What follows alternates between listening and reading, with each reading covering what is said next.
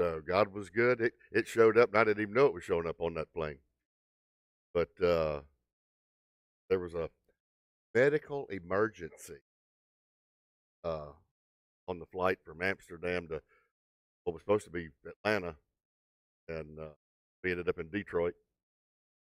I don't know how Detroit come into the picture other than that's where they needed to put that lady off at. Because when they say, I was telling Sir Alvin that when you say medical emergency, they wanted everybody to stay seated, blah blah blah, and there was not one paramedic, one EMT that came on that plane. There were other people that came on that plane. I said, "That's interesting." I guess she needed ice and police. What it said on there, huh? Well, she was having a something. Yes, she was. I could have cast it out, but I let them do their job. I was just ready to go home. She was something. I'll just leave it at that. Yes, she would have come from Amsterdam. So, but yeah, it was an extremely long day, even catching that earlier flight out of there. But God was good. The ministry. I was on assignment. I knew I was supposed to go. Uh, Several people told me, "I don't think it's God for you to go." I'd already heard him and said I had something to do, and so I had to go and do.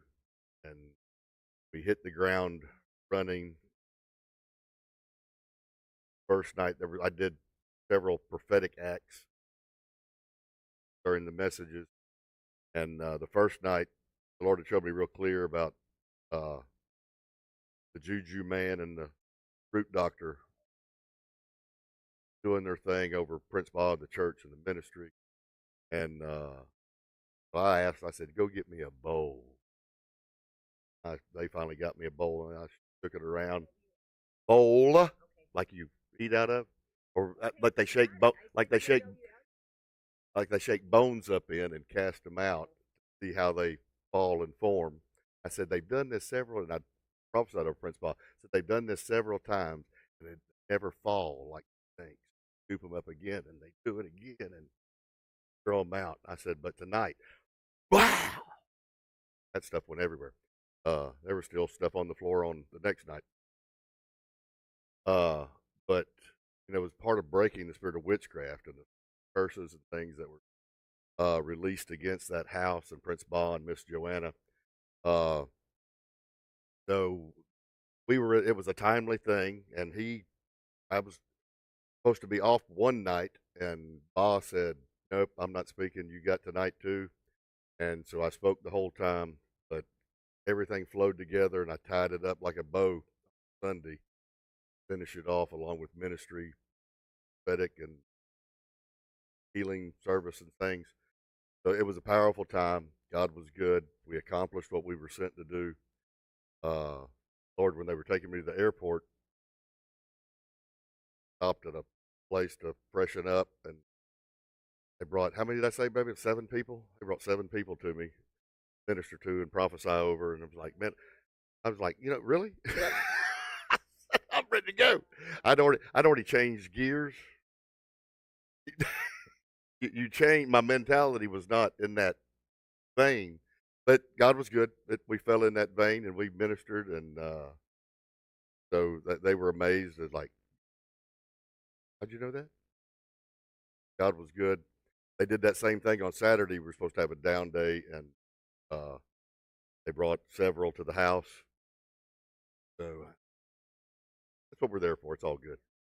So so it was all good. Allison said, where'd you go today? I said, I didn't go anywhere.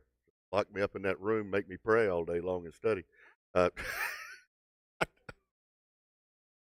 so, but it was fine. I mean, that's where I needed to be. Occasionally, I'd go outside, walk around the compound, and go back in and pray and just make sure we was hearing what God wanted to say. So we didn't leave out anything ministry uh, when we were done. So I finished off that message on Sunday, and I walked back up on stage and sat down in one of the holy man chairs. We don't have those things, but they've got them. And I sat down in that holy man chair and crossed my legs. Oh, I was done. Assignment was complete. Now I just finished it off like that. But I appreciate all the prayers. They were much appreciated and needed, because it was a truly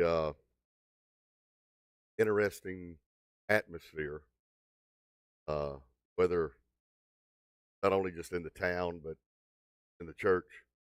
And the side of the house I stayed on this time, right against the wall of the compound, and they had something going on the main road, so they divert all the traffic. Everybody come down that little dirt road. Everybody, even walking traffic, you could hear them. Plus the dogs barked. I was like, God, I feel like I'm at home. The dogs barking and carrying on. There wasn't much rest. It was just more of a time of praying and seeking the Lord and taking care of business. So, but thank you for your prayers. I'm glad to be home and be back amongst somebody I can understand and I can talk halfway regular with and not be told to slow down. They said I talk too fast. Because there were sometimes I'm thinking, I just said at least 3 sentences and I hadn't heard that interpreter say a thing yet. So she couldn't understand me sometimes. So I'd have to slow down. And that's the hardest part, is slowing down and making sure they hear what I say. And they ended up sticking somebody beside that lady to try to enlighten her about, no, he didn't say that, did this, help give her the right word to, for the interpretation. So, and Prince Bob told me that even when he was here in July, I was telling Brother Terry, in July, he said, I knew there was something different in your ministry. He said, but I had never seen you preach this authority, power, in all our years together, more so than what I saw you in July. At this time, you're different. So just, we're on assignment, and God does different things at different times. So we just rejoice in that. But